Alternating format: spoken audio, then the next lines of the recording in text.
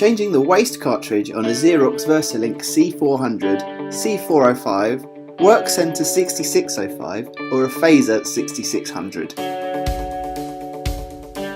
First, make sure that the printer is switched off and turned off at the mains. Locate and gently open the side panel on the right hand side of the printer. Next, twist the orange lever anti-clockwise to unlock the full waste cartridge. Pull out the cartridge. Do this carefully to avoid any excess toner spilling out. Remove the new waste cartridge from its box and its plastic packaging.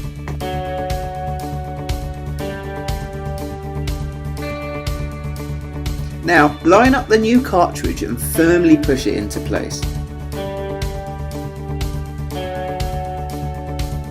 And to finish up, lock the new waste cartridge into place and gently close the panel.